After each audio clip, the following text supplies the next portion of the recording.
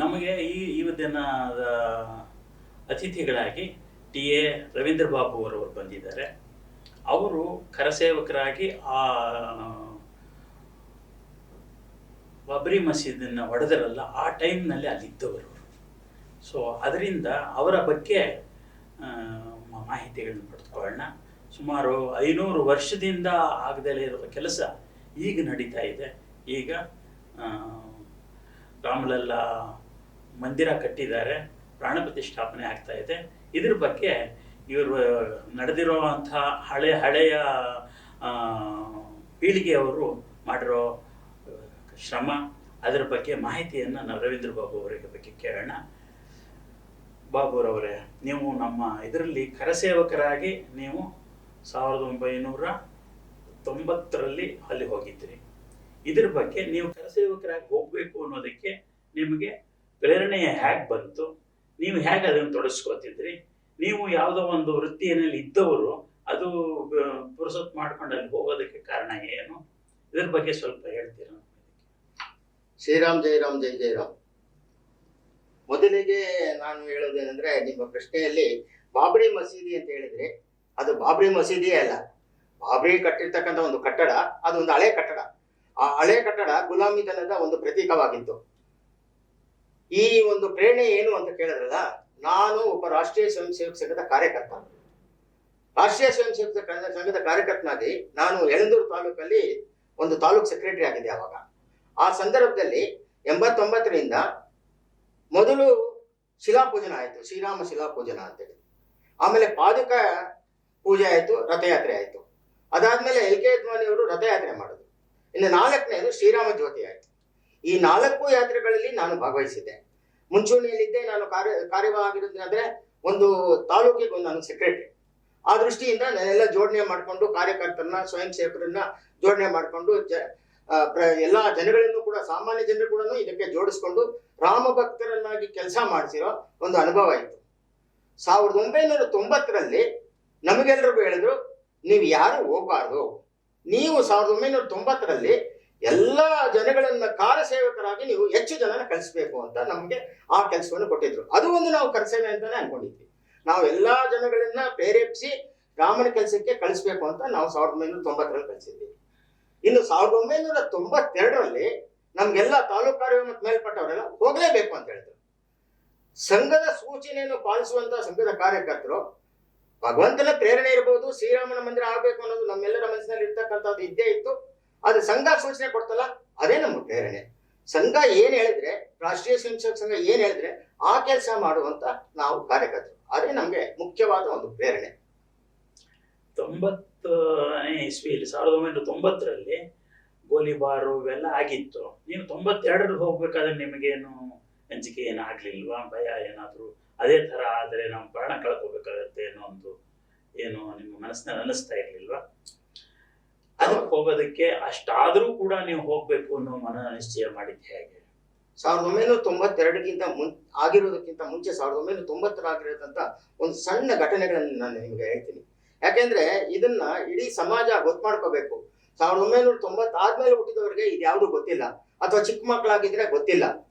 1990ರಲ್ಲಿ ಮುಲಾಯಂ ಸಿಂಗ್ ಯಾದವ್ ಆ ರಾಜ್ಯದ ಮುಖ್ಯಮಂತ್ರಿ ಆಗಿದ್ರು, VP ಸಿಂಗು ಈ ದೇಶದ ಪ್ರಧಾನಿ ಆಗಿದ್ರು. ಇಷ್ಟೆಲ್ಲ ನಾವೆಲ್ಲ ಮಾಡಿದ್ರು ಕೂಡ, ರಾಮನ ರಥಯಾತ್ರೆ, ಶಿಲಾಪೂಜನ, ಪಾದುಕೆ ಆಗಿದ್ರು ಕೂಡ ಅವರು ಒಂದು ನಿಶ್ಚಯ ಮಾಡಿದ್ರು, ಆ ಒಂದು ಗುಂಬಜ್ ಮೇಲೆ ಒಂದು ಪಕ್ಷಿಯನ್ನು ಕೂಡ ಹಾರಾಟ ಮಾಡೋದಕ್ಕೆ ನಾವು ಬಿಡಲ್ಲ ಅಂತ ಹೇಳಿದ್ರು. ಆದ್ರೆ ನಮ್ಮ ಕಾರ್ಯಕರ್ತರು ವಿಶ್ವ ಹಿಂದೂ ಪರಿಷತ್ತಿಂದ ನಿಶ್ಚಯ ಮಾಡಿತ್ತು, ಅವರು ಹೇಳಿರೋದಕ್ಕೋಸ್ಕರ ಆದ್ರೂ ನಾವು ಅಲ್ಲಿ ಹೋಗ್ಬೇಕು, ಆ ಗುಂಬಜನ್ನು ಮುಟ್ಟಬೇಕು, ಆ ಕೆಲಸವನ್ನು ಮಾಡಲೇಬೇಕು ಅಂತ ನಿಶ್ಚಯ ಮಾಡಿದ್ರು. ಅದಕ್ಕೆ ಸಾವಿರಾರು ಜನ, ಲಕ್ಷಾಂತರ ಜನನ್ನ ಪ್ರೇರೇಪಣೆ ಮಾಡಿ ಅವತ್ತು ನಾವು ಕಳಿಸಿದ್ದು. ಅದಕ್ಕೆ ಹೆಚ್ಚು ಸಂಖ್ಯೆಯಲ್ಲಿ ಅವಾಗ ಕಳಿಸ್ಬೇಕಂತಿದ್ರೆ ಹೇಳಿದ್ದು ಅದಕ್ಕೋಸ್ಕರನೇ.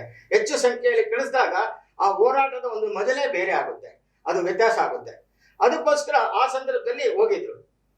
ನಿಜವಾಗ್ಲೂ ಹೇಳ್ಬೇಕಂದ್ರೆ ಒಬ್ಬೊಬ್ಬ ಕಾರ್ಯಕರ್ತ 100 ಕಿಲೋಮೀಟರ್, 150 ಕಿಲೋಮೀಟರ್, 200 ಕಿಲೋಮೀಟರ್ ಇಷ್ಟೆಲ್ಲ ನಡ್ಕೊಂಡು ಹೋಗಿದ್ದಾರೆ. ಕಾಡು ಮೇಡೆಗಳಲ್ಲಿ ಹೋಗಿದ್ದಾರೆ. ಯಾವುದು ಬಸ್ ರೂಟ್ ಅಲ್ಲ, ಬೇರೆ ಬೇರೆ ರೂಟ್ಗಳಲ್ಲಿ ನಡ್ಕೊಂಡು ಹೋಗಿದ್ದಾರೆ. ಹಾಗೆಲ್ಲ ಹೋಗಿ, ಆದ್ರೆ ಅವರಿಗೆ ಭವ್ಯವಾದ ಸ್ವಾಗತ ಅಲ್ಲಿನ ಜನ ಕೊಟ್ಟಿದ್ದಾರೆ. ಅವ್ರಿಗೆ ಯಾರಿಗೂ ಊಟ ತಿಂದಿದ್ದು ತೊಂದರೆನೇ ಆಗ್ಲಿಲ್ಲ. ಎಲ್ಲಿ ಕಾಡಲ್ಲಿ ಹೋಗ್ತಾ ಇರುವಾಗ ಅಷ್ಟೇ ತೊಂದರೆ ಆಗಿತ್ತೆ ಹೊರತು ಅದಕ್ಕೂ ಕೆಲವರಿಗೆ ಬುದ್ಧಿಯನ್ನು ಕೂಡ ಕಟ್ಕೊಟ್ಟಿದ್ದಾರೆ. ಒಂದು ಸಣ್ಣ ಉದಾಹರಣೆ ಹೇಳ್ಬೇಕಂತ ಹೇಳಿದ್ರೆ, ಯಾರೋ ಒಬ್ರು ಅವತ್ತು ರಾತ್ರಿ ಒಬ್ರು ಮನೆಯಲ್ಲಿ ಉಳ್ಕೊಂಡಿದ್ದಾರೆ.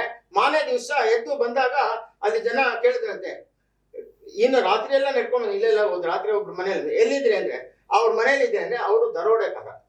ಅವ್ರ ಮನೆಯಲ್ಲಿ ಕೂಡ ಇದ್ಬಿಟ್ಟು ಬಂದಿದ್ದಾರೆ. ಅವರು ಕೂಡ ಶ್ರೀರಾಮನ ಭಕ್ತರು.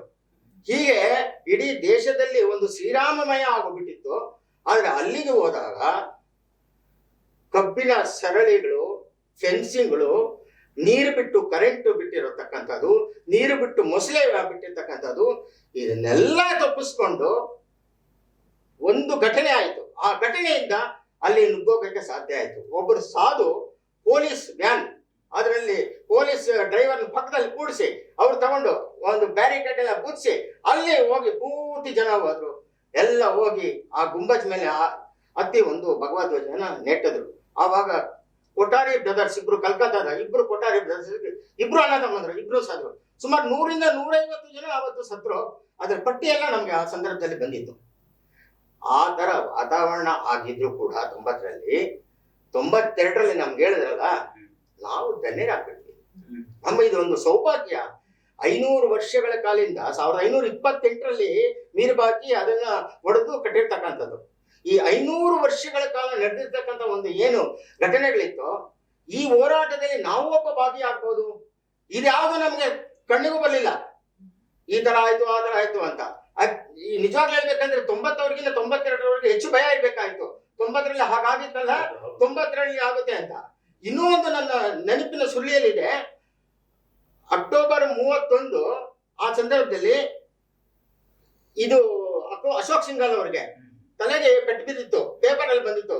ಅವರು ಈ ತರ ಬಟ್ಟೆ ಇಟ್ಕೊಂಡಿದ್ದಾರೆ, ರಕ್ತ ಸುರಿತಾ ಇದೆ. ಅವ್ರ ಪಕ್ಕದಲ್ಲಿ ಒಬ್ಬ ಕಾರ್ಯಕರ್ತನ ನಮ್ಮ ಕರ್ನಾಟಕದವನು. 1ನೇ ತಾರೀಕು ಇದೆಲ್ಲ ಪೇಪರ್ಗಳಲ್ಲಿ ಬಂದಿತ್ತು. ಇದ್ಯಾವುದು ನಮ್ಗೆ ಭಯ ಅನ್ನೋದು ಅನಿಸ್ತೇ ಇಲ್ಲ. ಶ್ರೀರಾಮನ ಕಾರ್ಯಕ್ಕೆ ಹೋಗ್ತಾ ಇದ್ದೀವಿ, ಶ್ರೀರಾಮನೇ ಎಲ್ಲ ಮಾಡ್ತಾನೆ, ನಾವು ಒಂದು ನಿಮಿತ್ತ ಮಾತ್ರ ಅಂತ ಆ ಸಂದರ್ಭದಲ್ಲಿ ನಮ್ಗೆ ಅನಿಸ್ತು. ಅದು ನಮ್ಗದೇ 92ರಲ್ಲಿ ಯಾವುದೇ ಭಯ ಇರಲಿಲ್ಲ. ನಾನು ಅವಾಗ 29 ವರ್ಷ, ನನಗೆ ಇನ್ನೂ ಮದುವೆನೂ ಆಗಿರ್ಲಿಲ್ಲ. ನನಗೆ ಇವಾಗ ನೆನಪಿಲ್ಲ ನಾನು ಮನೆಯಲ್ಲಿ ಏನ್ ಹೇಳಿದೆ ಅಂತ ಹೇಳಿದ್ರೆ, ಶ್ರೀರಾಮನ ಕಾರ್ಯಕ್ಕೆ ಹೋಗ್ತಾ ಇದ್ದೀನಿ, ಅಯೋಧ್ಯೆಗೆ ಹೋಗ್ತಾ ಇದ್ದೀನಿ ಅಂತ ಹೇಳಿದೆ. ಯಾರು ಏನ್ ಹೇಳಿದ್ರು ಅಂತ ಈಗ ನನಗೆ ನೆನಪಿಲ್ಲ. ಆ ಸಂದರ್ಭದಲ್ಲಿ 1992ರಲ್ಲಿ ನಾವು ಹೋದ್ವಿ. 6ನೇ ತಾರೀಕು ನೀವು ಅಲ್ಲಿ ಹೋದ್ರಲ್ಲ, ಹೋದ್ಮೇಲೆ ಅಲ್ಲಿ ಪರಿಸ್ಥಿತಿ ಹೇಗಿತ್ತು?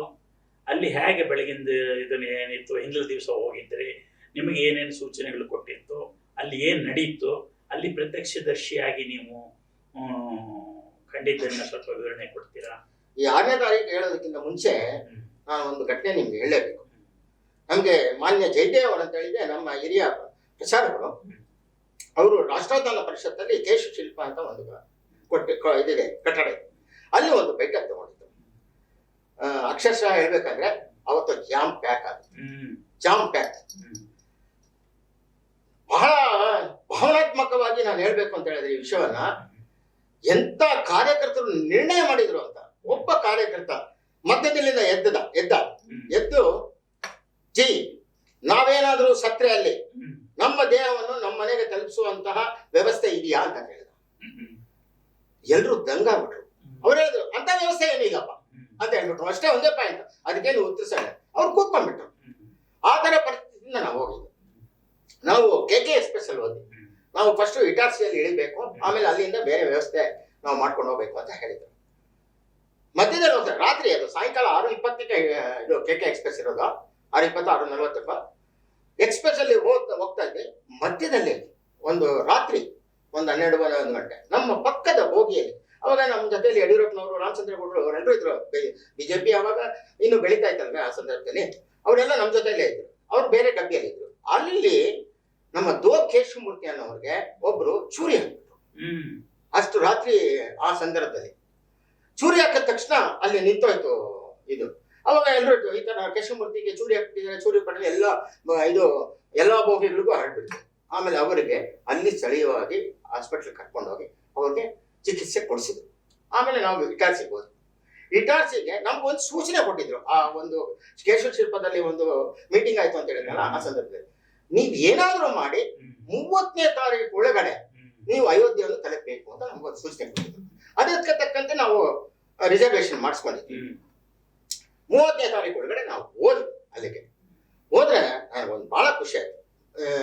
ನವೆಂಬರ್ ಡಿಸೆಂಬರ್ ಅಂದ್ರೆ ನಿಮ್ಗೆಲ್ಲ ಗೊತ್ತಿದೆ, ತುಂಬಾ ಚಳಿ ಇರುತ್ತೆ, ಸಿಕ್ಕಾಪಟ್ಟೆ ಉತ್ತರ ಭಾರತದಲ್ಲಿ. ನಮ್ಗೆಲ್ಲ ಮೊದಲೇ ಹೇಳಿದ್ರು ತುಂಬಾ ಚಳಿ ಇರುತ್ತೆ, ನಾವು ಮಂಕಿ ಟೋಪಿ, ಸ್ವೆಟರ್, ಹಿಟ್ರು ಏನ್ ಬೇಕಾದ್ರು. ಅಲ್ಲಿ ಹೋದಾಗ ಒಂದೊಂದು ಪ್ರಾಂತಕ್ಕೆ ಅಂದ್ರೆ ಒಂದೊಂದು ರಾಜ್ಯಕ್ಕೆ ಒಂದೊಂದು ಜಾಗವನ್ನ ನಿಗದಿತವಾಗಿ ನಾವು ಮಾಡ್ಬಿಟ್ಟಿದ್ರು. ಅಲ್ಲಿ ಅಡಿಗೆ ಮನೆ, ಶೌಚಾಲಯ ಬೇರೆ ಬೇರೆ, ನಾವೆಲ್ಲ ಉಟ್ಕೊಳ್ಳೋದಕ್ಕೆ ಡೇರೆಗಳು, ಅಂದ್ರೆ ಡೇರೆಗಳು. ಅಲ್ಲಿ ಹುಲ್ಲು ಹಾಕಿದ್ರು, ಅದ್ರ ಮೇಲೆ ಲೈಟ್ ಆಗಿ ಒಂದು ಜಮಖಾನ ಹಾಕಿದ್ರು ಅಷ್ಟೇ. ಬೆಂಗಳೂರು ನಗರಕ್ಕೆ ನಮ್ಮಲ್ಲಿ ಬೇರೆ ಬೇರೆ ಇದೆಯಲ್ಲ, ಬೆಂಗಳೂರು ನಗರ, ಮೈಸೂರು, ಹಾಸನ, ಈ ತರ ಬೇರೆ ಬೇರೆ ಅಂತವರಿಗೆ ನಮ್ಮ ಪ್ರಾಂತದಲ್ಲಿ ಒಂದು ಪ್ರಾಂತ್ಯಕ್ಕೆ ಒಂದು ಜಾಗ, ಆ ಪ್ರಾಂತ್ಯದಲ್ಲಿ ಬೇರೆ ಬೇರೆಯವರಿಗೆ ಒಂದು ಜಾಗ, ಈ ತರ ನಮ್ಗೆಲ್ಲ ಮಾಡ್ಬಿಟ್ಟಿದ್ರು. ಸರಿ, ನಾವು ಅಲ್ಲಿ ಹೋಗಿ ಸೇರ್ಕೊಂಡ್ವಿ. ಮಾನೇ ದಿವಸದಿಂದನೇ ನಮಗೆ ಅಲ್ಲಿ ರಾಮನ ಭಜನೆಗಳು, ಭಾಷಣಗಳು, ಬೇರೆ ಬೇರೆ ವಿಚಾರಗಳನ್ನ ಹೇಳಕ್ಕೆ ಶುರು ಮಾಡಿದ್ವಿ. ನಾವು ಇದನ್ನೆಲ್ಲ ಪ್ರತಿನಿತ್ಯ ಕೇಳ್ತಾ ಇದ್ವಿ. ನಮ್ಗೊಂದು ಸೂಚನೆ ಕೊಟ್ಟಿದ್ರು, ಅಯೋಧ್ಯೆ ಬಾರ್ಡರ್ ಬಿಟ್ಟು ನೀವು ಹೋಗ್ಬಾರ್ದು ಅಂತ. ನಾವು ಆಕ್ಚುಲ್ ಆಗಿ ಹೇಳ್ಬೇಕಂದ್ರೆ 1ನೇ ತಾರೀಕು ಎದ್ದು ನೋಡಿದ್ರೆ ಅದ್ ಪಕ್ಕದಲ್ಲೇ ಸುಮಾರು 1 ಕಿಲೋಮೀಟರ್ ಇರ್ಬೋದು, ಫೈಜಾಬಾದ್ ಅಲ್ಲಿ ಎಷ್ಟು ದೊಡ್ಡ ದೊಡ್ಡ ಮಸೀದಿಗಳು, ನಿಜವಾಗ್ಲೂ ಊಹಿಸ್ಕೊಳ್ಳೋದಕ್ಕೂ ಆಗೋದಿಲ್ಲ ಅಂತ ದೊಡ್ಡ ಮಸೀದಿಗಳಿತ್ತು. ನಮ್ಗೊಂಥರ ಭಯ ಆಯ್ತು, ಏನಪ್ಪ ಮಸೀದಿಯಲ್ಲಿ ಎಲ್ಲ ಸುತ್ತ ಮಸೀದಿ ಇದೆ, ನಾವು ಅಯೋಧ್ಯೆಯಲ್ಲಿ ಮಧ್ಯದಲ್ಲಿ ಇದೀವಲ್ಲ. ಆದ್ರೆ ಏನಿಲ್ಲ, ಸುಮಾರು ನನ್ನ ಪ್ರಕಾರವಾಗಿ 6 ರಿಂದ 7 ಲಕ್ಷ ಜನ ಒಟ್ಟಿಗೆ ಎಲ್ಲಾ ಪ್ರಾಂತ್ಯದಿಂದ ಬಂದಿದ್ರು. ಇಷ್ಟು ಜನ ಇದ್ರು ಕೂಡ ಒಂದಿಷ್ಟು ಕೂಡ ಅಶಿಸ್ತು ಅನ್ನೋದಿಲ್ಲ. ಎಲ್ಲ ಸೂಚನೆಗಳು ಹೇಗ್ ಬರ್ತಾ ಇತ್ತು ಆ ಶಿಸ್ತಿನ ಪ್ರಕಾರವಾಗಿ ನಡೀತಾ ಇತ್ತು.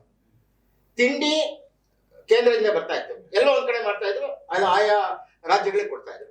ಮಧ್ಯಾಹ್ನ ಅಡಿಗೆ, ರಾತ್ರಿ ಅಡಿಗೆ ನಾವೇ ಮಾಡ್ಕೋಬೇಕಾಯ್ತು. ನಮ್ಮ ಇಡೀ ಪ್ರಾಂತ್ಯಕ್ಕೆ ಕನ್ನಡಕದ ಪ್ರಭಾಕರ್ ಭಟ್ರು ಪ್ರಮುಖರಾಗಿದ್ರು.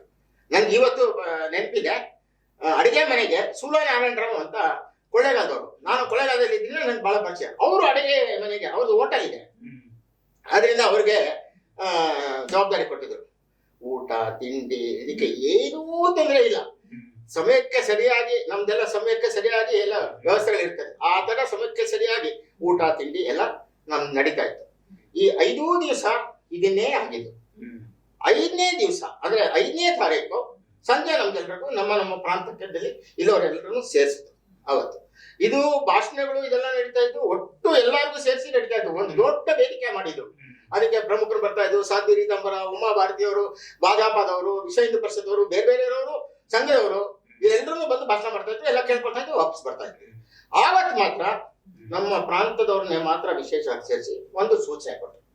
ಏನ್ ಸೂಚನೆ ಕೊಟ್ಟರು ಅಂದ್ರೆ, ಬೆಳಗ್ಗೆ ಎದ್ದು ನಾವೆಲ್ಲ ಸ್ನಾನ ಮಾಡಿ ಸರಿಯೂ ನದಿಯಿಂದ ಮರಳು ತಗೊಂಡು ಬಂದು ಒಂದು ನಿಗದಿತವಾದ ಪ್ರದೇಶದಲ್ಲಿ ನೀವೆಲ್ಲ ಹಾಕ್ಬೇಕು. ಭಜನಾ ಕಾರ್ಯಕರ್ತರು ಬೇಜಾರಾಗೋದು.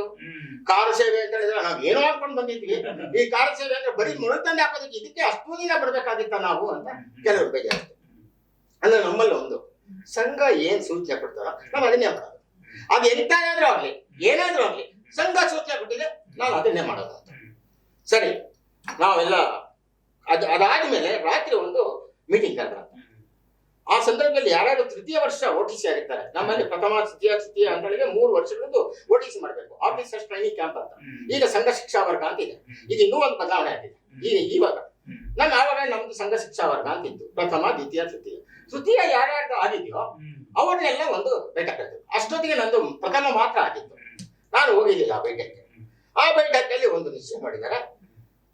ವಿ ಮಂಜುನಾಥ್ ಅಂತ ನಮ್ಮ ಸಂಘದ ಕಾರ್ಯಕರ್ತರು, ಅವರನ್ನ ನಮ್ಮ ಕರ್ನಾಟಕ ಪ್ರಾಂತ್ಯಕ್ಕೆ ಪ್ರಮುಖರಾಗಿ ಮಾಡಿದ್ದಾರೆ. ನಮ್ಮ ಕರ್ನಾಟಕಕ್ಕೆ ಎಂತ ಹೆಸರು ಇದೆ ಸಂಘದಲ್ಲಿ ಅಂತ ಹೇಳಿದ್ರೆ ಬಹಳ ಖುಷಿ ಆಗುತ್ತೆ ನಾವು ಹೇಳ್ಕೊಳ್ಳೋದಿಕ್ಕೆ. ಬೇರೆ ಬೇರೆ ಪ್ರಾಂತ್ಯದಲ್ಲಿ 3rd ಇಯರ್ OTC ಕೈ ಎತ್ತಿ ಅಂತ ಹೇಳಿ ಎತ್ತಿದಾಗ ಅಕ್ಕ 3rd ಇಯರ್ OTC ಕಬ್ಬುವ ಕಹಾ ಹುವ, 3rd ಇಯರ್ OTC ಆಗೋದು ನಮ್ದು ನಾಗ್ಪುರದಲ್ಲಿ ಮಾತ್ರ. ಯಾರಾದ್ರೂ ಮೇಲೆ ರಾಜಸ್ಥಾನ ಇಂಥ ಪ್ರದೇಶಗಳಾಗಿದ್ದಾನೆ ಅವನು ಮಾಡಿಲ್ಲ ಅಂತ ಅರ್ಥ ಆಗುತ್ತೆ. ಅದಕ್ಕೆ ಇನ್ನು ಕರ್ನಾಟಕದವ್ರದ್ದು ಎತ್ತಿದಾಗ ಎಲ್ರ ಕೈ ಇದ್ದಾಗ ಟೀಕಾಯಿ ಒಂದೇ ಮಾತು. ಯಾಕಂದ್ರೆ ಕರ್ನಾಟಕ ಅಷ್ಟು ಸಂಘದ ವಿಚಾರದಲ್ಲಿ ಬಲಿಷ್ಠವಾಗಿ, ಒಂದು ಬಲವಾಗಿ, ಒಂದು ವ್ಯವಸ್ಥಿತವಾಗಿ ನಮ್ದು ಶಿಸ್ತುಬದ್ಧವಾಗಿ ಇರ್ತಕ್ಕಂಥದ್ದು. ಬೇರೆ ಕಡೆ ಶಿಸ್ತುಬದ್ಧವಾಗಿದೆ, ಅದು ನಮ್ದು ಸ್ವಲ್ಪ ವಿಶೇಷ. ಅಂತ ಮಹಾನುಭಾವರು ನಮ್ಮನ್ನು ಬೆಳೆಸಿದ್ದಾರೆ. ಎಲ್ಲರೂ 3rd ಇಯರ್ OTC ಅವರೆಲ್ಲ ಆ ಕಟ್ಟಡವನ್ನ ನಾವು ಸಂರಕ್ಷಣೆ ಮಾಡಬೇಕು. ಕಾರ್ಯಸೇವೆ ಅಂತ ಹೇಳಿದ್ರೆ ಮರಳೆ ತಗೊಂಡು ಬಂದು ಇಲ್ಲಿ ಹಾಕ್ಬೇಕು ಅಷ್ಟೇ ಅಂತ ಹೇಳಿದ್ರು. ಈ ಒಂದು ಕೆಲಸ ಆಯ್ತು. ಮಾರನೇ ದಿವಸ ಬೆಳಿಗ್ಗೆ ನಾವೆಲ್ಲ ಸ್ನಾನ ಮಾಡಿದ್ವಿ. ಮರಳು ತಗೊಂಡ್ರೆ ನಾನು ನನ್ನ ಬ್ಯಾಗಲ್ಲಿ ಒಂದು ಪ್ಲಾಸ್ಟಿಕ್ ಚೀಲ ಇತ್ತು. ಆ ಪ್ಲಾಸ್ಟಿಕ್ ಚೀಲಲ್ಲಿ ಒಂದು ಕಾಲ್ ಭಾಗ ತುಂಬಿಕೊಂಡೆ, ನಾನು ತಗೊಂಡ್ಬಂದೆ. ಅಕ್ಷರಶಃ ಅಲ್ಲಿ ಒಂದೊಂದು ಪ್ರಾಂತದಿಂದ ಒಂದೊಂದು ಗುಂಪು, ಒಂದು ಪ್ರಾಂತ ಆದ್ಮೇಲೆ ಒಂದ್ ಸ್ವಲ್ಪ ಜಾಗ, ಆಮೇಲೆ ನಮ್ಮ ಪ್ರಾಂತ, ಆಮೇಲೆ ಇನ್ನೊಂದು ಜಾಗ. ಮುಂದ್ಗಡೆ ಇರೋನು ಒಂದ್ ಹೆಜ್ಜೆ ಇಟ್ಟರೆ ನಾನು ಒಂದ್ ಹೆಜ್ಜೆ ಇಡಬೇಕು. ಅಷ್ಟು ಜನಗಳ ಸಂದಣಿ. ಹೀಗೆ ಜನ ಎಲ್ಲಾದ್ರೂ ಹೋದ್ರೆ ಹಿಂಗೆ ಬಸ್ಸಲ್ಲಿ ನಿಂತ್ರೆ ಹೆಂಗೆ ಹಂಗೆ ಹಿಂಗೆ ಸೇರ್ಕೊಂಡು ಒಂದ್ ಹೆಜ್ಜೆ ಆದ್ಮೇಲೆ ಒಂದ್ ಹೆಜ್ಜೆ. ಸೂಜಿ ಮೇಲ್ಗಡೆಯಿಂದ ಕೆಳಗಡೆ ಹಾಕಿದ್ರೆ ಸೂಜಿ ಕೂಡ ಬೀಳದೆ ಇರ್ತಕ್ಕಂಥ ಜನ ಅವತ್ತು ಇದ್ರು. ನಾವೆಲ್ಲ ಮುಂದಕ್ಕೆ ಹೋಗಿ ಅಲ್ಲಿ ಇನ್ನೇನು ಪೂಜೆ ಎಲ್ಲ ಆಗ್ತಾ ಇತ್ತು, ಹೋಮ ಆಗ್ತಾ ಇತ್ತು, ಎಲ್ಲ ಆಗ್ತಾ ಇತ್ತು. ಆ ಮರಳನ್ನ ಅಲ್ಲಿಗೆ ಹಾಕಬೇಕು ಅಂತ ಇನ್ ಸ್ವಲ್ಪ ಜಾಗ ಇದೆ ಅಂತ ಹೇಳಿದ್ರೆ ಸುಮಾರು ಒಂದು 10:45-11 ಗಂಟೆ ಇರ್ಬೋದು. ಆ ಸಂದರ್ಭದಲ್ಲಿ ಒಂದು ಗುಂಪು ಓ ಅಂತ ಗಲಾಟೆ ಹಾಕಿ ಮುಂದಕ್ಕೆ ಹೋಗ್ತಾ ಇದ್ರು. ಎಲ್ಲ ಹೋಗ್ತಾ ಇದ್ದಾರೆ ಅಂತ ಹೇಳಿ ಇಲ್ಲಿ ಯಾವ್ದು ಚೆನ್ನಾಗಿರ್ಲಿಲ್ಲ. ಆ ಗುಂಪು ಮಾತ್ರ ಹೋಗ್ತಾ ಇತ್ತು. ಆ ಗುಂಪು ಹೋಗಿ ನೋಡ್ತಾವೆ, ಸರ್ ನಾವು ಹೇಳಕ್ಕಾಗಲ್ಲ, ಒಂದ್ 10 ಅಡಿನೋ 12 ಅಡಿನೋ ಅಷ್ಟು ಎತ್ತರದಲ್ಲಿ ಅದ್ ಹೆಂಗ್ ಹತ್ತು ಬಿಟ್ರೆ ಗೊತ್ತಿಲ್ಲ ಸರ್. ಇದೆಲ್ಲ ಯಾರೋ ಹೇಳ್ತಾರೆ, ಮೊದ್ಲೇ ಏನಾದ್ರು ಯೋಚನೆ ಮಾಡಿದ್ರೇನೋ, ಮೊದ್ಲೇ ಸೂಚನೆ ಕೊಟ್ಟಿದ್ದೇನೋ, ಪೂರ್ವ ಯೋಜಿತ ಸಂಚನೋ. ನನ್ನ ಪ್ರಕಾರವಾಗಿ ನಾನು ನೋಡಿದ ಪ್ರಕಾರ ಇದ್ಯಾವುದು ಪೂರ್ವ ಯೋಜಿತ ಸಂಚಲ್ಲ, ಭಗವಂತನೇ ಮಾಡಿಸಿರ್ತಕ್ಕಂಥದ್ದು. ಆವತ್ತು ಬ್ರಹ್ಮ ಬಂದು ನಿಲ್ಸು ಅಂದ್ರು ನಿಲ್ಸಕ್ ಆಗ್ತಾ ಇರಲಿಲ್ಲ. ಆ ಪರಿಸ್ಥಿತಿ ಅಂತ ಹೋದ್ರು ಸರ್. ಹೋಗ್ತಾ ಹೋಗ್ತಾನೆ ಅದನ್ನ ಆಡಿದ್ರು, ಮೇಲೆ ಹೋದ್ರು, ಗುಂಬದ್ ಮೇಲೆ ಹೋದ್ರು, ಹೊಡೆಯಕ್ ಶುರು ಮಾಡಿದ್ರು. ಯಾವಾಗ ಗುಂಬಸ್ ಕಡೆ ಹೋಗಿ ಹೊಡೆಯಕ್ ಶುರು ಮಾಡೋದು, ವೇದಿಕೆಯಿಂದ ಮಾನ್ಯ ಓ.ವಿ. ಶೇಷಾದ್ರಿಗಳು, ಅಶೋಕ್ ಸಿಂಘಾಲ್ ಅವರು, ಉಮಾಭಾರತಿ ಅವರು, ಎಲ್.ಕೆ. ಅದ್ವಾನಿ ಅವರು ಮೈ ಶೇಷಾದ್ರಿ ಹೂ ಅಂತ ಹಿಂದಿಯಲ್ಲಿ ಶುರು ಮಾಡಿ, ನಾನು RSS ಪ್ರಮುಖ, ನಾನು ಹೇಳ್ತಾ ಇದ್ದೀನಿ ಯಾರು ಆ ಕಡೆ ಹೋಗ್ಬೇಡಿ, ಎಲ್ಲ ಬಂದು ಹೋಗಿರೋರೆಲ್ಲ ವಾಪಸ್ ಬನ್ನಿ. ಅವ್ರು ಹೇಳಿದ್ರು ಇದೇ ತರ, ಇದೇ ಸೂಚನೆಯನ್ನ ಅಶೋಕ್ ಸಿಂಘಾಲ್ ಅವರು ಹೇಳಿದ್ರು, ಉಮಾಭಾರತಿ ಅವರು ಹೇಳಿದ್ರು, ಎಲ್.ಕೆ. ಅದ್ವಾನಿ ಅವರು ಹೇಳಿದ್ರು. ಎಲ್.ಕೆ. ಅದ್ವಾನಿ ಅವರು ಅವಾಗ ಭಾಜಪದ ಅಧ್ಯಕ್ಷರು. ಇಷ್ಟು ಯಾರು ಹೇಳಿದ್ರು ಏನು ಕೇಳೋ ಸ್ಥಿತಿಯಲ್ಲಿ ಇರಲಿಲ್ಲ. ಅವ್ರ ಕೈಯಲ್ಲಿ ಏನು ಇರಲಿಲ್ಲ. ಹೋದ್ರು, ಹೊಡೆಯಕ್ ಶುರು ಮಾಡೋದಲ್ಲ. ಮೊದಲು ಸುಮಾರು 11-11:30 ಬಲಗಡೆ ಭಾಗದಲ್ಲಿ ಇರ್ತಕ್ಕಂಥ ಒಂದು ಗುಂಬಜ್ ಬಿತ್ತು. ಆಮೇಲೆ ಎಡಭಾಗದಲ್ಲಿ ಇರ್ತಕ್ಕಂಥದ್ದು ಒಂದು ಗುಂಬಜ್ ಇತ್ತು. ಕೊನೆಯದು ಹೊಡಿತಾ ಇದ್ದಾರೆ ಸರ್. ಹೊಡಿಯಕ್ ಆಗ್ಲಿಲ್ಲ. ಎಷ್ಟು ಕಠಿಣವಾಗಿತ್ತು ಅಂದ್ರೆ ಅಷ್ಟು ಕಷ್ಟವಾಗಿತ್ತು. ಯಾರಾದ್ರೂ ನೋಡಿದ್ರೆ ಇವ್ರೇನೋ ಕ್ರೇನ್ಗಳಲ್ಲೋ ಬುಲ್ಡೋಜರ್ ಹೊಡೆದಿದ್ದಾರೆ ಅಂತ ಅನ್ಸುತ್ತೆ. ಯಾವ ಅಲ್ಲಿ ಸಾಮಗ್ರಿ ಇಲ್ಲ, ಯಾವ ಒಂದು ಮಿಷನರಿ ಇಲ್ಲ. ಭಗವಂತನ ಸ್ವರೂಪದಲ್ಲಿ ಇರ್ತಕ್ಕಂಥ ಜನಗಳೇ ಬಂದು ಅಲ್ಲಿ ಹೊಡಿತಾ ಇದ್ರೆ ಎಷ್ಟು ಬೇಗನೆ 2 ಬಿದ್ದೋಯ್ತು. 3ನೇದು ಬೀಳೋದಕ್ಕೆ, ಮಧ್ಯದಲ್ಲಿ ಬೀಳೋದಕ್ಕೆ ಆಗ್ಲಿಲ್ಲ. ಬರೀ ಕೈ ಅಂದ್ರೆ ಆಮೇಲೆ ಅಲ್ಲೆಲ್ಲ ಸಲಕರಣೆಗಳು ಸಿಕ್ತು, ಪಿಕಾಸಿಗಳು, ಕಟಾರಗಳು ಇದೆಲ್ಲ ಸಿಕ್ತು. ಎಲ್ಲ ಹೊಡೆಯಕ್ ಶುರು ಮಾಡಿದ್ರು. ಇದು ಅಲ್ಲಾದ್ಮೇಲೆ ಅವ್ರು ಏನಾಯ್ತು ಅಂತ ಹೇಳಿದ್ರೆ, ಉಮಾಭಾರತಿನೋ ಅಥವಾ ಸಾಧ್ವಿ ರೀತಾಂಬರನೋ, ಈಗ ನಾನು ಮರ್ತಿದ್ದೀನಿ, ಮಾರೋ ದಕ್ಕ ಮಾರೋ ಅವ್ರೇಗ್ ಮಾರೋ, ಈ ಒಂದು ಪ್ರೇರಣೆ ಕೊಡಕ್ ಶುರು ಮಾಡ್ತದೆ. ಸುಮಾರು ನನಗೆ ಈಗ ಸಮಯ ನನಗೆ ಇದಿಲ್ಲ, 4:10ರಿಂದ ಒಂದು 4:15 ಒಳಗಡೆ ಅಷ್ಟೊತ್ತಿಗೆ 3ನೇ ಗುಂಬಜ್ ಬಿತ್ತು. 3ನೇ ಗುಂಬಜ್ ಬಿದ್ದಾಗ ಅದರ ವಾತಾವರಣ ನೋಡ್ಬೇಕಾಯ್ತು. ಢಮ್ ಅಂತ ಬಿದ್ದು ಅಲ್ಲಿರ್ತಕ್ಕಂಥ ಹೊಗೆ ದೊಡ್ಡ ಆಕಾರದಲ್ಲಿ ಹೊಗೆ ಎದ್ದೇಳಿತು ಸರ್. ಸಿಕ್ಕಾಪಟ್ಟೆ ಎಲ್ಲರೂ.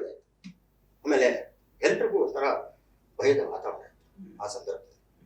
ಯಾಕೆಂದ್ರೆ 90ರದ ಒಂದು ಘಟನೆ ಇದೆಯಲ್ಲ, ಅದು ಎಲ್ರಿಗೂ ಒಂಥರ ಭಯದ ವಾತಾವರಣ ಮನಸ್ಸಲ್ಲಿ ಇದ್ದೇ ಇರುತ್ತೆ. ನಾವೆಲ್ಲ ಮನುಷ್ಯರಲ್ವೇ, ಅದಕ್ಕೆ ಒಂದು ಭಯದ ವಾತಾವರಣ. ಸರಿ, ಅಷ್ಟು ನೋಡಿ ನಾವು ಮುಗಿಸಿದ್ವಿ. ಅಲ್ಲ, ಇದಕ್ಕೆ ಇವರು ಪೊಲೀಸ್ ಫೋರ್ಸು, ಮಿಲಿಟರಿ ಫೋರ್ಸು ಎಲ್ಲ ಸುತ್ತುವರೆದಿದ್ರಲ್ವೇ, ಅವ್ರು ಯಾರು ಏನು ಒಂದು ಗುಂಡು ಅಷ್ಟೆಲ್ಲ ಒಂದ್ಸಲ ಗೋಲಿಬಾರ್ ಆಗಿತ್ತು.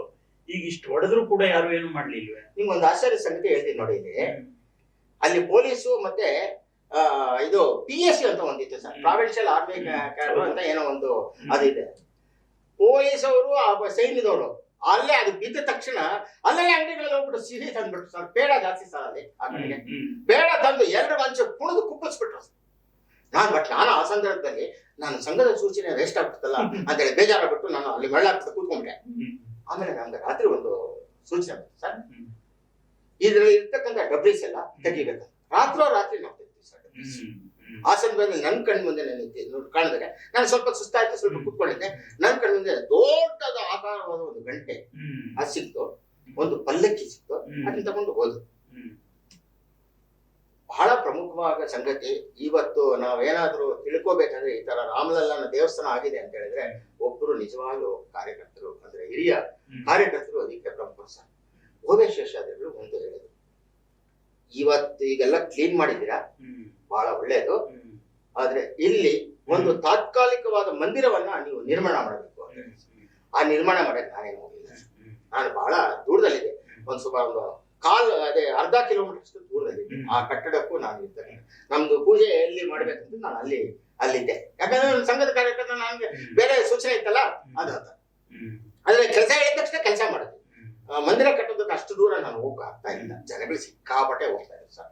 ದಿನಾಗ್ ಹೋಗಿ ಕಟ್ಕೊಂಡು ಬಂದ್ರು, ರಾತ್ರಿ ಕಟ್ಟ ಮಂದಿರ ಕಟ್ಟದೆ ಹೋಗಿದ್ರೆ ಮತ್ತೆ ಅದೇ ತರ ಯಥಾಸ್ಥಿತಿ ಬರೋ ಅವಕಾಶ ಇತ್ತಲ್ಲ. ನಿಮ್ ಪಾಯಿಂಟ್ ತುಂಬಾ ಒಳ್ಳೇದು, ಅದಕ್ಕೆ ಓವೇಶ್ ಹೇಳಿರ್ತಕ್ಕಂಥದ್ದು.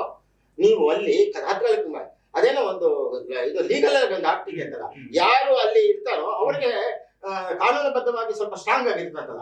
ಅದು ರಾಮರೆಲ್ಲ ಒಂದು ಪಾರ್ಟಿ ಆಗ್ಬಿಟ್ಟ, ದೇವರ ಒಂದು ಪಾರ್ಟಿ ಆಗ್ತಾರೆ, ದೇವರಲ್ಲಿ ಇದ್ದಾನೆ ಅಂತ. ಇವತ್ತು ಏನಾದ್ರೂ ಈ ತರ ಸುಪ್ರೀಂ ಕೋರ್ಟ್ ಅಲ್ಲಿ ಎಲ್ಲ ನಿರ್ಣಯ ಬರ್ಬೇಕಾದ್ರೆ ಅದು ಒಂದು ದೊಡ್ಡ ಕಾರಣ. ಹೌದು, ಅಷ್ಟು ಆಯ್ತು ಸರ್. ನಮ್ಗೆ ಅವತ್ತು 6ನೇ ತಾರೀಕು ನಮ್ಗೆ ಅವಸ್ಮರಣೀಯ ಅಂತ ಹೇಳ್ಬೋದು ಅಲ್ವಾ. ನಮ್ಮ ಜೀವನದಲ್ಲಿ ಮರೆಯಲಾರ್ದಕ್ಕಂತ ಸಂಗತಿ, ಎಲ್ರಿಗೂ ಸಿಗುವಂತ ಇದು ಸೌಭಾಗ್ಯ, ಎಲ್ರಿಗೂ ಸಿಗುವಂತ. ನಮ್ ಕಣ್ಣಾರೆ ನಡೆದಿದ್ದು, ಕಣ್ಣಾರೆ ನೋಡಿದ್ದು, ಇದೆಲ್ಲ ನಾವು. ಇವಾಗ ನೀವು ಕರಸೇವಕರೆಲ್ಲ ಹೋಗಿದ್ರಲ್ಲ, ಈಗ ನಿಮ್ ಕಣ್ ತುಂಬಿಸ್ಕೊಳ್ಳೋದಕ್ಕೆ ಅವಕಾಶ ಇದೆ, ತಾವು ಏನಾದ್ರು ಅಲ್ಲಿ ಹೋಗೋ ಅವಕಾಶ ಇದೆಯಾ? ಈಗ ನಿಮ್ಗೆ ಇನ್ವಿಟೇಷನ್ ಇದೆಯಾ? ನಾವು ಇವಾಗ ಹೋಗೋದು ಅನ್ನೋದಕ್ಕಿಂತ ನಾವು ಅವತ್ತು ಅಯೋಧ್ಯೆಯಲ್ಲಿ 6ನೇ ತಾರೀಕು ಘಟನೆ ಆಯ್ತಲ್ಲ, ವಾಪಸ್ ಬರ್ಬೇಕಲ್ಲ ನಾವು. ಅದು ಬಹಳ ಇಂಪಾರ್ಟೆಂಟ್ ಅಲ್ಲ ಸರ್, ಯಾಕಂದ್ರೆ ನಾನು ಅಯೋಧ್ಯೆಯಲ್ಲಿ ಹೇಳ್ಬೇಕಾಗಿತ್ತು.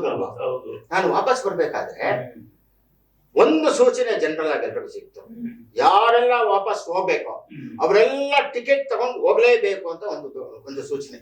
ಸಂಘದ ಸೂಚನೆ ಏನಂತ ಹೇಳಿದ್ರೆ ಅದು ನ್ಯಾಯಬದ್ಧವಾಗಿರ್ಬೇಕು, ಸರಿಯಾಗಿರ್ಬೇಕು, ಸಮಾಜ ಒಪ್ಪುವಂತ ಕೆಲಸ ಮಾಡಬೇಕು ಅಂತ ಸಂಘದ ಸೂಚನೆ. ಯಾವಾಗ್ಲೂ ಅದೇ ಇರೋದು ಸಂಘದ್ದು. ಸಂಘ ಹೇಳಿದ್ರೆ ಏನಂದ್ರೆ ಅದು ಮಾಡಿ ಅಂತ ನಾವು ಯಾವತ್ತೂ ಸಂಘ ಹೇಳೋದು ನ್ಯಾಯ, ನೀತಿ, ಧರ್ಮದಲ್ಲಿ, ಸತ್ಯದಲ್ಲಿ ಬದುಕಬೇಕು ಅಂತ. ನನಗೆ ಕೊಳ್ಳೇಗಾಲದಲ್ಲಿ ಸೂಲ ಶ್ರೀನಿವಾಸ ರಾಯ್ ಇರ್ತಿದ್ರು, ನನ್ನ ಟಿಕೆಟ್ ಅವರೇ ತಗೊಂಡು, ಬಾಬು ನಾವು ಹೋಗೋಣ. ಬೆಳಿಗ್ಗೆ 10 ಗಂಟೆಗೆ ನಾವೊಂದು ಟಿಕೆಟ್ ತಗೊಂಡು, ಆವತ್ತು ಒಂದು ಇದು ಸರ್ಕಾರದಿಂದ ಬಂತು. ಇನ್ನೊಂದು ಬಹಳ ಇಂಪಾರ್ಟೆಂಟ್ ಅಂತ ಹೇಳಿದ್ರೆ 7ನೇ ತಾರೀಕಿಗೆ ಕಲ್ಯಾಣ್ ಸಿಂಗ್ ಗೌರ್ಮೆಂಟ್ ನ ವಜಾ ಮಾಡ್ಬಿಟ್ರು. ಬಹಳ ಇಂಪಾರ್ಟೆಂಟ್, ಕೇಂದ್ರ ಸರ್ಕಾರ ಇದು ಕಲ್ಯಾಣ್ ಸಿಂಗ್ ಇವರು ಮಾತಿಗೆ ತಪ್ಪಿದ್ದಾರೆ, ಈ ಸರ್ಕಾರ ಕಿತ್ತಾಕ್ಬೇಕು ಅಂತ ಕಿತ್ತಾಕ್ಬಿಟ್ರು. ಅವ್ರು ನಮ್ಮ ಸರ್ಕಾರ ಇಲ್ವಲ್ಲ, ಬಿಜೆಪಿ ಸರ್ಕಾರ ಅಲ್ಲಿ ಬರೋದು ಕಂಟ್ರೋಲ್ ಉಂಟು.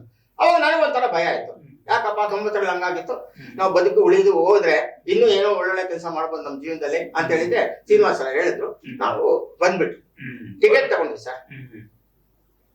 ನಿಮಗೆ ಅಕ್ಷರಶಃ ಹೇಳ್ಬೇಕಂದ್ರೆ ಇಡೀ ಭಯದ ವಾತಾವರಣದಲ್ಲೇ ನಾವು ಟ್ರೈನಲ್ಲಿ ಹತ್ತು ಬಂದಿದ್ವಿ. ನಮ್ಮ ಸಂಘದಲ್ಲಿ ಒಂದು ಪದ್ಧತಿ ಇದೆ, ಒಂದು ಸಿಸ್ಟಮ್ ಇದೆ.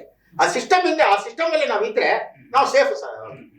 ಅವ್ರು ಹೇಳಿದ್ರು, ಇಲ್ಲಿಂದ ನಾವು ತಲುಪವರೆಗೂ ಟ್ರೈನ್ನ ಯಾವುದೇ ಕಿಟಕಿ ಭಾಗ ತೆಗಿಬಾರ್ದು, ಮೈನ್ ಡೋರ್ ತೆಗಿಬಾರ್ದು, ಹೊರಗಡೆ ಇಳಿಬಾರ್ದು, ಇಷ್ಟ ಹೇಳ್ಬಿಟ್ರು ಸರ್. 2 ದಿವಸ ಸರ್, ತಿಂಡಿ ಇಲ್ಲ, ಊಟ ಇಲ್ಲ, ನೀರಿಲ್ಲ. ನಮ್ ಜೊತೆಯಲ್ಲಿ ನಮ್ಮ ಇದ್ರಲ್ಲಿ ಒಬ್ರು ಚಾಮರಾಜಪೇಟ ಒಂದು ಹೆಣ್ಮಗಳು ಇತ್ತು ಸರ್. ಆ ಹೆಣ್ಮಗಳು ಅಲ್ಲಿಂದ ಚೇಪೆಕಾಯಿ ತಂದಿದ್ದು, ಒಂದು ಬ್ಯಾಗ್ ತುಂಬಾ ಇತ್ತು ಸರ್. ನಾವು 6 ಜನಕ್ಕೆ 2 ಒಂದೊಂದು ಹೊತ್ತಿಗೆ ಒಂದೊಂದು ದಿವಸಕ್ಕೆ 6 ಚೇಪೆಕಾಯಿ, 12 ಚೇಪೆಕಾಯಿ ನಾನು 2 ದಿವಸಕ್ಕೆ ತಿಂದಿದ್ದೀನಿ ಸರ್. ನಾವು ತಿಂದು ನಾವು ಚಿತ್ತೂರಿಗೆ ನಾವು ಬಂದಿವಿ ಸರ್. ಫಸ್ಟ್ ಅಲ್ಲಿಂದ ಅಯೋಧ್ಯೆಯಿಂದ ಚಿತ್ತೂರಿಗೆ ಬಂದಿದ್ದು ಸರ್, ಡೈರೆಕ್ಟ್ ಆಗಿ ಇಳಿದು ಆ ಚಿತ್ತೂರಲ್ಲಿ ಫುಲ್ ಮೀಲ್ಸ್ ಎಲ್ಲ ಕಡೆ ಆಂಧ್ರದಲ್ಲಿ. ಸರ್ ನಿಮ್ಗೆ ಹೇಳ್ಬೇಕು ಅಂದ್ರೆ 2 ದಿವಸ ಊಟ ಇಲ್ವಲ್ಲ, ಅರ್ಧ ಗಂಟೆಯಲ್ಲಿ ಎಲ್ಲ ಊಟ ಖಾಲಿ ಆಗೋಯ್ತು ಸರ್. ಆ ಹೋಟ್ಲವರು ಫುಲ್ ಮೀಲ್ಸ್ ಇಲ್ಲ ಅಂದ್ರೆ ಓನ್ಲಿ ಪ್ಲೇಟ್ ಮೀಲ್ಸ್ ಅಂತ ಹಾಕ್ಬಿಟ್ಟು ಸರ್ ಕೊಡು. ಅದನ್ನು ಮುಗಿಸಿ ನಾವು ಚಿತ್ತೂರು ಅಂದ್ರೆ ಆಂಧ್ರ ಬಸ್ಸಲ್ಲೇ ಮತ್ತೆ ಟಿಕೆಟ್ ತಗೊಂಡು ನಾವು ಬೆಂಗಳೂರು ಬಂದ್ವಿ. ನಾವು ಟಿಕೆಟ್ ತಗೊಂಡಿದ್ವಿ. ನಾವು ಮಾಮೂಲಿ ಸಹಜವಾಗಿ ಜನಸಾಮಾನ್ಯಂತೆ ನಾವು ಬಂದ್ವಿ, ನಮ್ಮ ಮನೆಗೆ ನಾವು ತಲುಪ್ಕೊಂಡಿದ್ವಿ. ಕೆಲವು ಕಾರ್ಯಕರ್ತರು ಏನ್ ಮಾಡೋದು ಅಂದ್ರೆ ಜೈ ಶ್ರೀರಾಮ್ ಅಂತ ಹೇಳೋಣ, ನಾವು ಒಳ್ಳೆ ಸಾಧನೆ ಮಾಡ್ಕೊಂಡ್ ಬಂದಿದ್ದೀವಿ, ಜೈ ಶ್ರೀರಾಮ್ ಅಂತ ಹೇಳ್ಕೊಂಡು ಬರೋಣ ಅಂತ ಹೇಳಿದ್ರೆ ಬಸ್ ಇಳಿದ ತಕ್ಷಣ, ಟ್ರೈನ್ ಇಳಿದ ತಕ್ಷಣ ಜೈ ಶ್ರೀರಾಮ್ ಅಂತ ಹೇಳಿದ್ರು ಪೊಲೀಸರು ಅರೆಸ್ಟ್ ಮಾಡಿದ್ರು. ಒಂದು ದೊಡ್ಡ ಗುಂಪು ಬಂತು. ಅಲ್ಲಿ ಬಂದಾಗ DCP ಅವರು ಅಡಿಗ ಅಂತ ಇದ್ರ. ಇದೆಲ್ಲ ನಾನು ಅನುಭವಿಸಿದ್ದಲ್ಲ, ನಾನು ಕೇಳಲ್ಪಟ್ಟಿತ್ತು. ಅವರು ಬನ್ನಿ ಈಗ ಪ್ರಕ್ಷುಬ್ಧ ವಾತಾವರಣ ಇದೆ, ನಮ್ಮ ಪೊಲೀಸ್ ವ್ಯಾನಲ್ಲಿ ಬನ್ನಿ, ನಿಮ್ಮನ್ನೆಲ್ಲ ಮನೆಗಳಿಗೆ ಕಳಿಸ್ತೀವಿ ಅಂತ ಹೇಳಿದ್ರು. ಅವರು ಪೊಲೀಸ್ ವ್ಯಾನಲ್ಲಿ ಹಚ್ಬಿಟ್ಟು ಫುಲ್ ಪೊಲೀಸ್ ಸ್ಟೇಷನ್ ಕರ್ಕೊಂಡು ಜೈಲ್ಗೆ ಹಾಕಿದ್ರು. ಪರಪ್ಪ ನಗರಕ್ಕೂ ಇನ್ಯಾವುದಕ್ಕೂ ಜೈಲ್ಗೆ ಹಾಕಿದ್ರು. ಅವ್ರೆಲ್ಲ ಅಷ್ಟೂ ಜನನ ಜೈಲ್ಗೆ ಹಾಕಿದ್ರು ಸರ್. ಈ ಒಂದು ಇದರಲ್ಲಿ ಆಮೇಲೆ ಸಹಜವಾಗಿ ಆಗೋಯ್ತು. ದೇಶದಲ್ಲಿ ಒಂದು 3-4 ಸರ್ಕಾರಗಳ ಬಿಜೆಪಿ ಸರ್ಕಾರ ಕಿತ್ತಾಕಿದ್ರು. ಇದೆಲ್ಲ ಆಯ್ತು. ಇವಾಗ ಕೇಳಿದ್ರಲ್ಲ ಆವಾಗಲೇ ನನ್ನ ಪ್ರಶ್ನೆ, ಏನ್ ಕೇಳಿದ್ರಿ, ನಮ್ಗೇನಾದ್ರು ಕನಸಿಗೆ ಹೋಗೋಕೆ ಅವಕಾಶ ಇದೆಯಾ? ಇದೆ ಅವಕಾಶ. ನಮಗೆ ಈ 22ನೇ ತಾರೀಕು ಯಾರು ಬರಬೇಡಿ. ಯಾಕೆಂದ್ರೆ ಅಲ್ಲಿ ವ್ಯವಸ್ಥೆಗಳು ಅದಕ್ಕೆ ನಮಗೆ ಮುಂದಿನ ತಿಂಗಳು ಫೆಬ್ರವರಿ 17ನೇ ತಾರೀಕಿಂದ ಹೊರಟು 19ನೇ ತಾರೀಕು ನಮಗೆಲ್ಲ ದರ್ಶನ ಮಾಡಿ 20ನೇ ತಾರೀಕು ವಾಪಸ್ ಬಂದು 21ನೇ ತಾರೀಕು ನಾವು ಇಲ್ಲಿ ವಾಪಸ್ ಬರ್ತೀವಿ. ನಮ್ಗೆಲ್ರಿಗೂ ಆ ತರ ಅವಕಾಶ ಮಾಡಿಕೊಟ್ಟಿದ್ದಾರೆ. ನಿಮ್ಗೆ ಇನ್ನೊಂದು ಬಹಳ ಮುಖ್ಯವಾದ ವಿಷಯ ಏನಂತ ಹೇಳಿದ್ರೆ, ನಮ್ಮ ಜೀವಮಾನದಲ್ಲಿ ಈ ರಾಮ ಮಂದಿರ ಆಗುತ್ತೆ ಅಂತ ಅನ್ಕೊಂಡಿರ್ಲಿಲ್ಲ ಸರ್. ನಾವು ಒಂದು ಸಂಘದಲ್ಲಿ ಶಾಖೆಯಲ್ಲಿ ಒಂದು ಹಾಡು ಹೇಳ್ತಾ ಇದ್ದೀವಿ ಸರ್. ಮತ್ತೆ ತಲೆಯನ್ನೆತ್ತಬೇಕು ಶ್ರೀರಾಮ ದೇಗುಲ, ಚಿತ್ತದಲ್ಲಿ ಚಿಗುರಲಿ ಜಗವ ಗೆಲುವ ಅಂಬಲ. ಈ ತರ ನಾವು ಒಂದು ಹಾಡು ಹೇಳ್ಕೊಂಡು ಈ ಹಾಡನ್ನು ಗುಣುಕ್ತಾ ಇರ್ತೀವಿ. ಇದೇ ನಮಗೆ ಗಟ್ಟಿಯಾಗಿ ಮಹಾನುಭಾವ ಮೋದಿ ಮಹಾರಾಜರು ಬಂದ್ರು, ಏನೇನ್ ಮಾಡಬೇಕು, ಯಾವ್ದಾವ್ದನ್ನ ಹೇಗೆ ಮಾಡಬೇಕು ಅದನ್ನ ಮಾಡಿ ಭವ್ಯವಾದ ರಾಮ ಮಂದಿರ ಕಟ್ತಾ ಇದ್ದಾರೆ. ನಮ್ಮ ಜೀವಿತಾವಧಲ್ಲೇ ಭವ್ಯವಾದ ರಾಮ ಮಂದಿರ ಆಗ್ತಾ ಇದೆ ಅಂತ ನಾವು ಅನಿಸ್ತಾ ಇದೆ. ನಮ್ಗೆ ಬಹಳ ಸಂತೋಷ. ಇದಕ್ಕಿಂತ ನಮ್ಮ ಜೀವನದಲ್ಲಿ ಇನ್ನೇನು ನಮ್ಗೆ ಸಂತೋಷ ಸಿಗುತ್ತೆ ಇಲ್ಲ.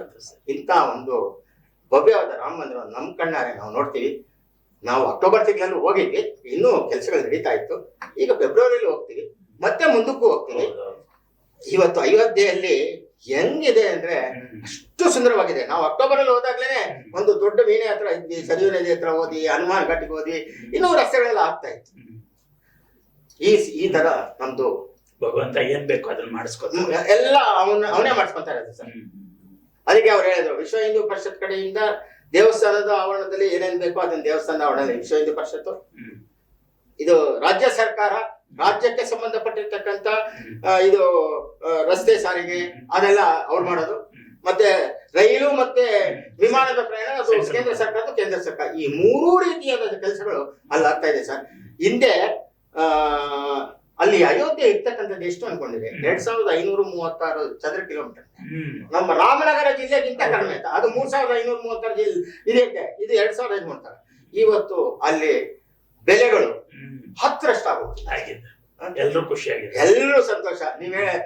ನೀವು ಅವಾಗ್ಲೇ ಹೇಳ್ತಾ ಇದ್ರಿ ನಮ್ಮ ಸ್ಟುಡಿಯೋಗಿನ ಬರೋಕ್ಕಿಂತ ಮುಂಚೆ ಎಷ್ಟು ಶ್ರೀಮಂತಿಗೆ ಆಗ್ಬಿಡುತ್ತೆ ಅಂದ್ರೆ ಅಷ್ಟು ಕೋಟ್ಯಾಂತರ ರೂಪಾಯಿ. ನಾನು ನೆನ್ನೆ ಟಿವಿಯಲ್ಲಿ ನೋಡಿದೆ, 11 ಕೋಟಿ ಜನ ಬರ್ತಾರಂತೆ ಸರ್ ಒಂದು. ಹೌದು, ಎಷ್ಟು ಬರ್ತಾರೆ, ಎಷ್ಟು ಟ್ರೈನು, ಬಸ್ಸುಗಳು, ಏರ್ಪೋರ್ಟ್, ಹೋಟೆಲ್ಗಳು, ಎಲ್ಲಾ ತರಹಕ್ಕೂ ಕೆಲಸ ಸಿಗುತ್ತೆ. ಈ ಜಾತಿ ಆ ಜಾತಿ ಏನಿಲ್ಲ ಇಲ್ಲ. ಏನಿಲ್ಲ ಸರ್. ಮುಸಲ್ಮಾನರು ಇರ್ಬೋದು, ಕ್ರಿಶ್ಚಿಯನ್ಸ್ ಖಂಡಿತ ಎಲ್ಲರೂ ಅದರಲ್ಲಿ ಭಾಗಿಯಾಗ್ತಾರೆ, ಅದ್ರ ಫಲ ಹೊಂದ್ತಾರೆ. ಅದರಿಂದ ಇದು ಒಂದು ಇಂಡಸ್ಟ್ರಿನೇ ಆಗೋಗ್ಬಿಟ್ಟಿದೆ. ಇದು ಬಹಳ ಸಂತೋಷ ಸರ್. ನೀವು ನಮ್ಮನ್ನ ಸ್ಟುಡಿಯೋ ಕರೆದು ನಮ್ಮ ಕಾರ್ಯಸೇವೆಯ ಅನುಭವಗಳನ್ನ ಎಲ್ರಿಗೂ ಜನಗಳಿಗೆ ಗೊತ್ತಾಗ್ಲಿ ಅಂತ ನೀವು ಇದನ್ನೆಲ್ಲ ಮಾಡಿದ್ರ. ಸುಮಾಧ್ಯಮಕ್ಕೆ ನಾನು ವಂದನೆಗಳನ್ನ ತಿಳಿಸ್ತೀನಿ. ನಮಸ್ಕಾರ.